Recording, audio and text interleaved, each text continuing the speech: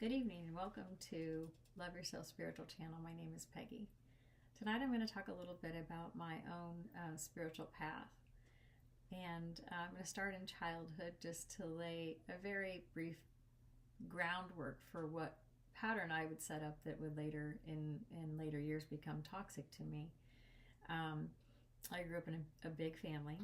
There were 6 of us kids, and I had parents who loved each other very much my whole childhood and loved us as well. But of course, the amount of attention you can give to 6 children individually is not as big as a family that maybe just had 1 or 2 children.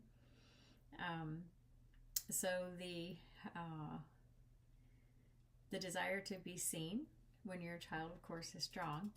And as a child, being seen is equal to being loved, even if you're seen in a good light or in a not so good light. So, even the child that acts out in what people would consider a negative way, if they are seen for their activity, they still translate that as love. Well, I didn't take that pathway. I was a very good kid and was very helpful. I did what I could to help, which in a big family is not hard to do, especially when you're the oldest girl. And so I became a bit of an overachiever, and that served me extremely well. Academically, I soared. It was easy for me. School was easy for me. And then as a career, I went into training horses and competing. And my goal to be seen, again, helped me to be very, very successful. The place that my willingness to do a lot of work or to give a lot to be seen, where that would become an Achilles heel to me was in romantic relationships. Because as an overgiver, of course, I naturally attracted a taker. Several of them actually in a row. Quite a few of them in a row, truth be told. And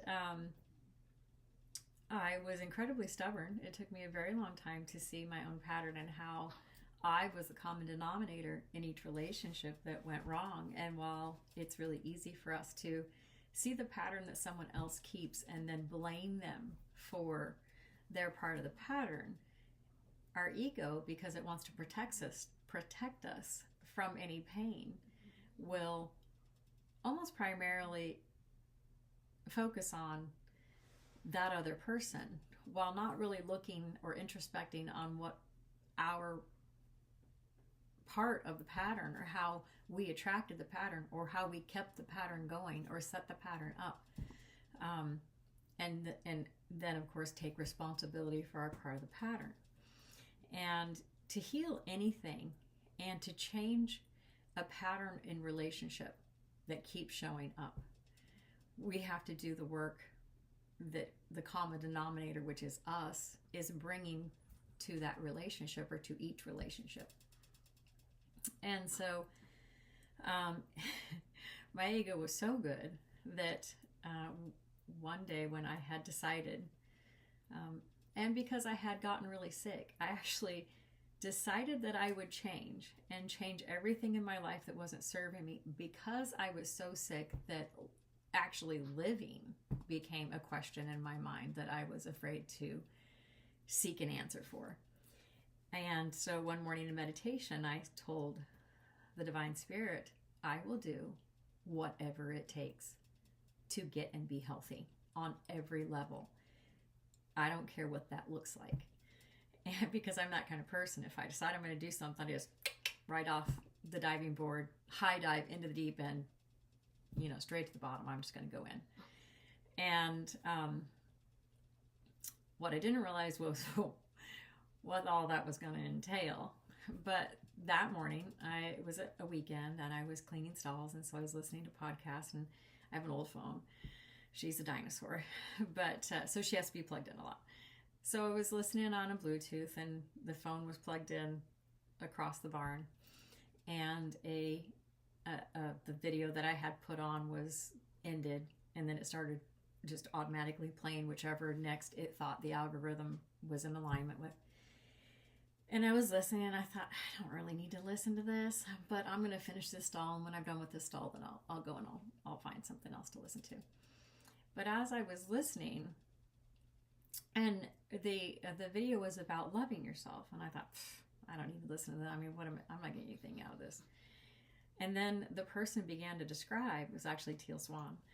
She began to describe what it looks like and how the ego hides that you're not loving yourself and how it hides it so that you won't look at the pain that it is protecting you from seeing. And that's what we do when something is painful. And beginning in childhood, the patterns of it suppressing begin when you're very, very young, before you're actually able to say, this isn't a pattern that I want. This pattern won't later serve me. It's already in place. You're already doing it. It just becomes a part of your emotional makeup, your emotional responses. And one of my emotional responses in my pattern was to overgive and to feel like I needed to, in order to be seen, which later translated in love, in order to be loved, I had to do a lot in the relationship. And that, of course, naturally is going to attract narcissists because they're overtakers. And anyone who's ever been in a relationship with a narcissist knows that there's no end to the energy that is given.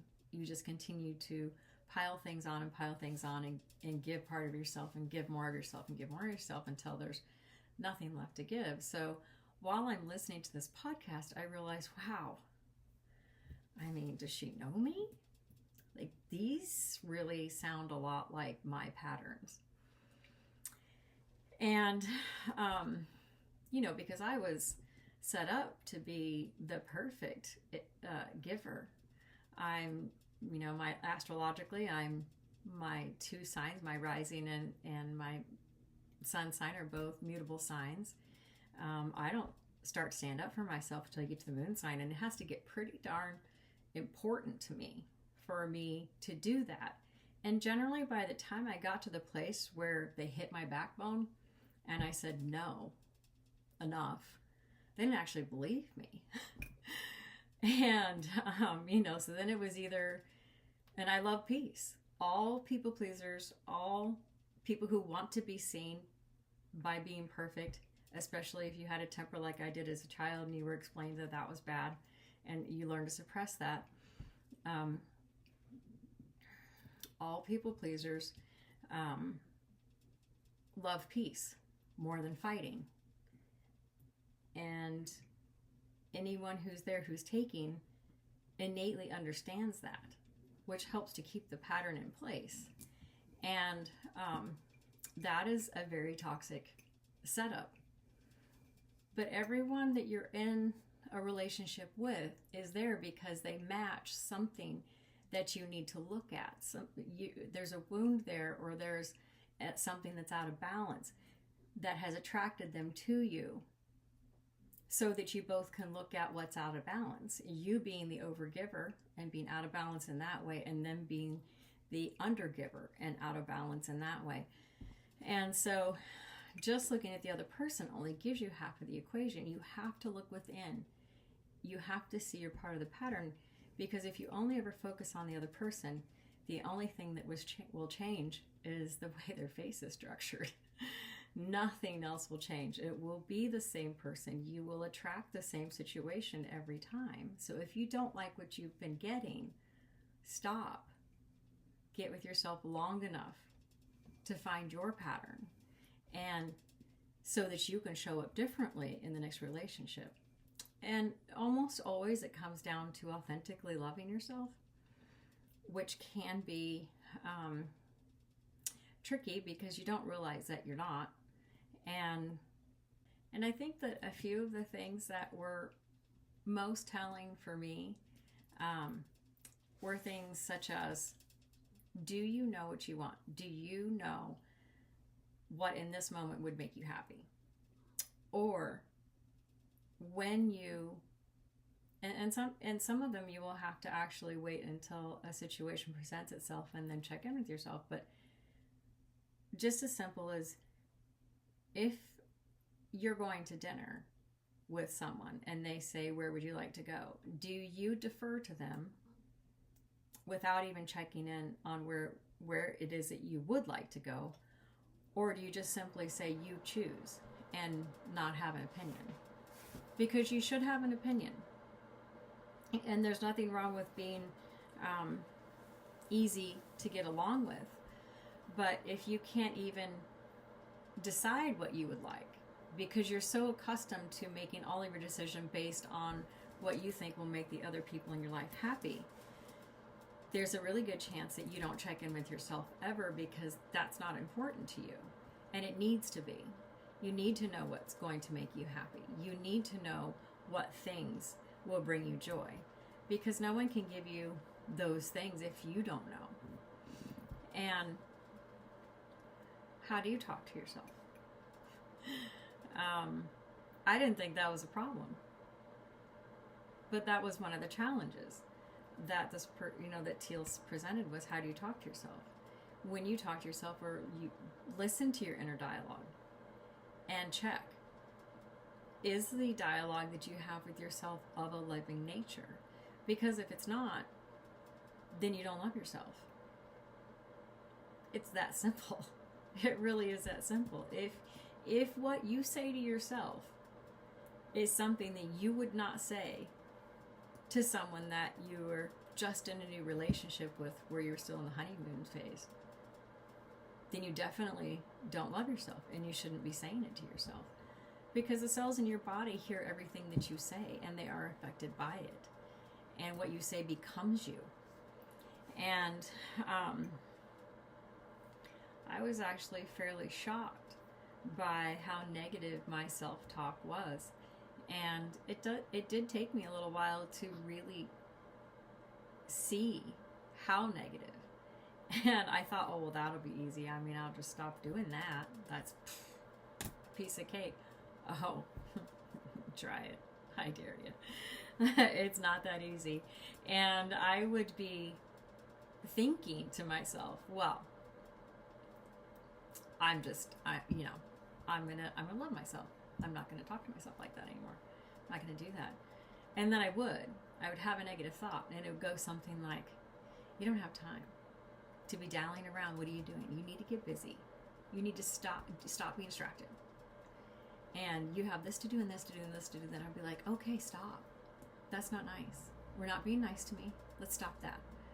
And I'd be like, but you still have to get that done. And I don't know why you're just arguing. Let's stop arguing. You just stop arguing. I would find myself doing the pattern of berating myself for some little thing, some little insignificant thing, catch myself doing it, beat myself up for berating myself, and then beat myself up for beating myself up for berating myself.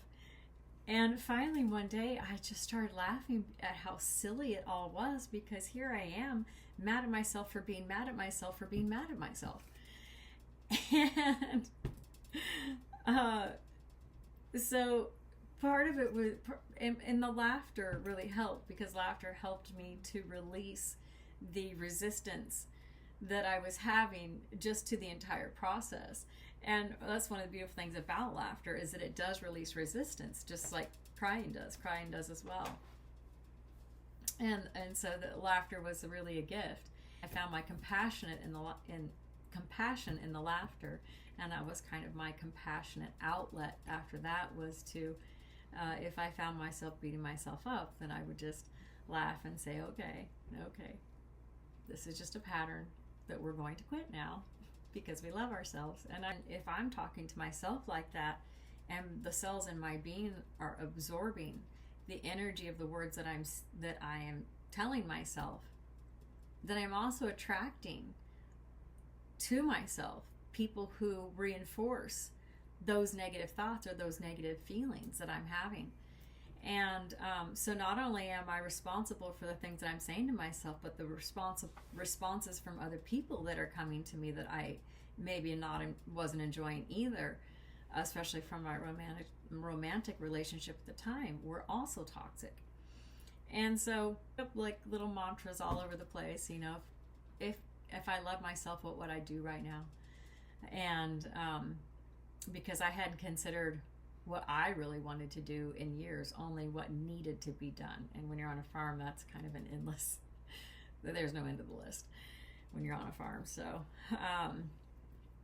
and I would ask myself frequently. I actually had a timer that would go off every 2 hours that said, and all the timer said was, do you love yourself? And I would take a moment and I would think, if I could do anything I wanted to right now, what would I do? And I would make it outlandish, because it wasn't even about whether or not I would do it. It was just, do I know what that would be? If I could do anything I wanted, what would it be that I would do? Because that was a question I couldn't even answer, you know, for the first little bit that I did this process. And so if any of that rings true for you and you want a few modalities to help you to love yourself, one of my favorite ones that I did, I thought it was going to be just a piece of cake, because that's kind of how I am. I just think everything's going to be easy, and then it goes wrong and I'm like, oh, I didn't see that coming. But get a clear glass, and I would sit down to meditate, or just stand and with intention consider something that you love, an animal, your cat, your dog, could be present, or one that you've had in the past, a child, a grandparent, someone who, when you think of them, just, you know, brings you a smile and a little, in that joy of pure love. And then with intention, push that feeling towards the glass of water, because water is amazing. It takes on the vibrational resonance of anything that it is exposed to, and your feelings are energy, and they go out of you as energy. And so that glass of water will absorb that energy from the energy that is moving out of you, and then drink the glass.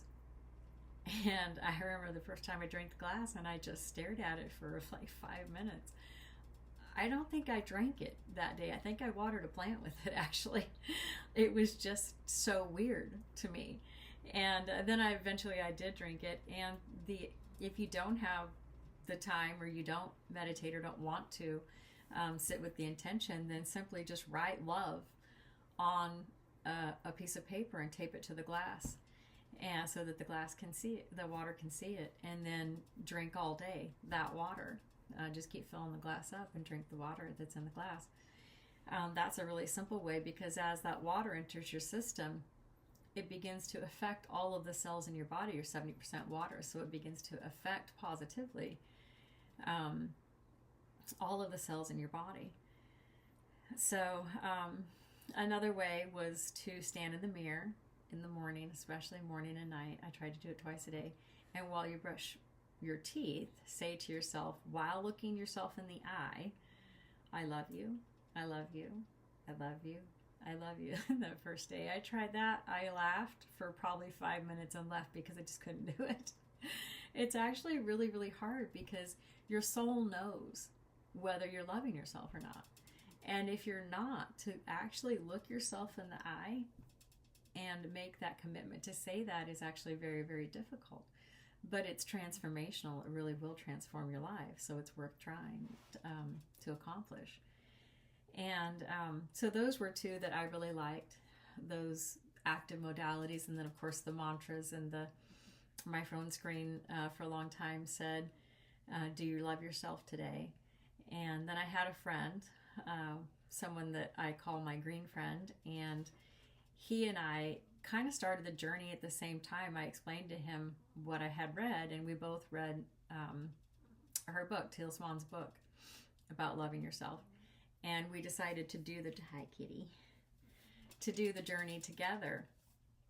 And we made a commitment to each other to call each other every day to make sure that we were loving ourselves. And if we were at a show and really, really busy, to at least text, "Are you loving yourself today?" Winnie's come to give her 2 cents. Hi, honey. I know I love you. You're cookie. So do some things that help you. If you're starting a journey, a spiritual journey, it will almost always have to start with loving yourself, because everything starts with the self. And if you've had relationships in your life, whether they are with a parent, a child, a friend, romantic, that was out of balance and triggered you, there's a really good chance that you need to look at loving yourself and having a real relationship with yourself and with the divine. One of the, I'm just going to share 2 of my favorite healing modalities that I did, and beyond loving myself, and it is loving to do. These are 2 of the most loving things you can do for yourself. But it helps to release within you those things that you have stifled during the part of your life when possibly you didn't love yourself fully. And one of them is emotional. I call it emotional bubbling. And your emotions have information. That's what emotions are. They're little messengers of information. And they're your friends. They're coming to give to you wisdom that they're holding. And that wisdom is about, I know, honey, about how you could make your life better, how you could improve your relationships, starting first with yourself, but also with the people in your life, or with your career, or whatever. The emotion in your relationship with money, your relationship with time. Your emotions always in real time are trying to help you to see how to improve your life. And they're really, really important. We're not really taught to deal in a healthy way with our emotions. All emotions are healthy. There isn't an unhealthy emotion. An emotion such as anger, probably the one that I was reprimanded for the most in childhood, because I'm a firecracker and had a temper, was anger, because I was quick to anger. And anger is actually good if used in a healthy way. And you'll have to do some reparenting of yourself and be able to say to yourself, it's okay for me to be angry. My anger is valid because what this person or this situation has done has hurt me. And that's a boundary. I don't want to be hurt. I don't deserve to be hurt. And so my anger is valid and is going to help me to have the wherewithal to put up this boundary. And so when anger has come up, if you have not put up the boundary that it was trying to help you to see needed to be in place, but you have just stuffed it, suffocated it down inside and suppressed it, then it's in there, always wanting to come up, always wanting to be seen. And while it's in there, it is attracting to it situations to help you to be angry again so that then you can see it and what else is you have suppressed with it. And in that situation, it's only about the boundaries that you should have that would keep you from pain, that are healthy. And so the first thing that you have to start to do if you're going to love yourself and you're going to heal some of those wounds that are there that are causing you to be triggered, you have to sit with the pain of them. And so when an emotion comes up, you need to sit right away with it, because the ego will try to distract you. The ego's entire job is to move you from pain and into pleasure.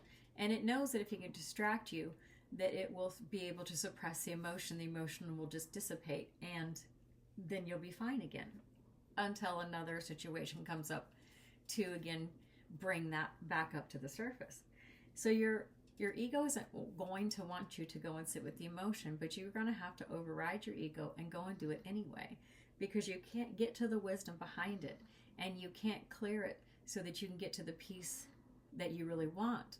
And when you get to, because where that peace lives, then will attract to you the peaceful relationship that is in harmony that you're looking for. Because the disharmony that you're attracting has to do with you having suffocated, for example, that anger. And it's a lot of emotion. It's not one emotion. It can be many emotions. That one is just what I'm using for an example. And so when you go to sit with an emotion, and we're just going to stay with anger. Say I'm angry, and I'm going to go sit with my anger. I'm not sitting with the angers in a mental state where I am blaming whatever the situation is, the other person in the situation, whatever it is. I'm not sitting with the intent to go over it in my mind. What I'm sitting with the intent to is just to feel fully the emotion and release it, which means I need to stop the dialogue in my mind. And what I essentially will do is I will say, I see you, anger. It's okay that you're there. I understand that you have information for me. I am here to hear you. I'm here to see you. And then I just simply wait and allow the emotion to just come in fully. And no matter how painful it is, just lean into it, because the emotion isn't going to hurt you.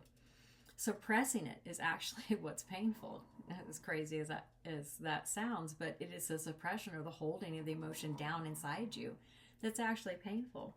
And when you begin to let it out, it is uncomfortable at first, because there may be a lot suppressed that's going to try to come up at one time, because once you open the door for that to happen, it could be a lot of anger. And when that comes out, it's okay. Just sit with it. Just lean into it. I got cat hair in my nose now. I'm sorry. Just lean into it. Lean into it like you would into the incoming tide. You know, when you know a wave is coming, but you know if you just lean into it and it hits you, you probably be able to keep your balance. And even if it knocks you down, that's all right. Let it knock you down. You know, it's just water. It's just emotion. You can get back up. And there'll be a little bit of a lull before the next wave comes in. And it'll be smaller, and the next wave will be smaller, and the next wave will be smaller, and smaller, and smaller. Until pretty soon, they're just lapping at your ankles, and the water becomes peaceful, and you become peaceful. And somewhere in that peaceful place, the wisdom will begin to come, and some peace will begin to come. And the really interesting thing that wasn't that I'd never heard explained, but I know to be true, is that with that wisdom comes a great deal of inner power and resilience. The ability to put boundaries up that before sitting with the emotion didn't seem like something that I would do, because I would have been afraid that I wouldn't be loved because of a certain boundary or something. It was easy. There's a lot of power. There's a lot of inner strength and resilience that comes after you've sat with those emotions and you let them out. And so some really beautiful experiences for me happened with just that, what I call bubbling. As the bubbles come up, I would just try to stop and go and sit with them. And if you can't right away, you can ask for them to come up later. Say you're at work or in a meeting and an emotion starts to come up, and just say, we'll see you later, and then go and sit with it later. And then my second form, I call scribbling. And literally, that's literally what it is. And some people will call it journaling, or, you know, writing letters to the universe, or to whatever. But I just call it scribbling, because I use no formal form of writing. I don't punctuate. I don't capitalize. I don't use complete sentences. I just flow with my pen on paper. I don't even start at the top. I just start wherever I stopped the last time. If it's in the middle of the line, I just start right there and start writing. And you can't read it. I can't even read it. I do have bad handwriting, but I don't even make complete words. I write as fast as the emotions are coming out of me. I write my responses to them. I have conversations with them. If the conversation changes and goes on a different direction, I just let it. There's no opinion. I have no opinion about what comes out. But what writing does for me is it aligns my energy and my focus 100% on that. Where without my hand moving and without the paper, I sometimes can get drawn off on tangents in my mind and start blame or some other thing and start confusing the emotion that I'm letting up with more emotions or dialogue about, well, this person or that person or this situation or that situation, where my ego wants to distract me from feeling the feeling that I'm feeling. Where I found journaling to be really, really helpful, because there were some situations that would bring up a lot of different emotions. As I would move through anger, then I would get to blame, and then I would get to guilt, and then I would get to sadness, and then grief, and on down. I would run through the whole gamut of emotions, and then it helped me to stay focused on just the release, and that was a really beautiful thing. And I didn't have any need to ever read it again, or to make it legible, or to make it readable. It was just about getting it out. The only focus was releasing it out of me. And so those two were actually my favorite two healing modalities that I did, that were active, things that I took the time to actually do, to stop and to do. And I hope that those help you. If you try them, I know that they will. And if you would like a personal reading, or because I do tarot and oracle, or if you would like spiritual counseling, I would love to work with you. If you have just a single question about one of the modalities or something that I talked about here, you're more than welcome to put in the comments, and as I can get to those, I will. Otherwise, I hope that 2025 is a wonderful year for you. I am certainly looking forward to it. This past year has been wonderful, but a great deal of work, as we have started another company besides our already full-time work with the horses, but we are loving it. So I'm really looking forward to it. I have a lot of really lofty goals for this year, for myself and for our company. So maybe put in the comments what your goals are, and be blessed. Namaste.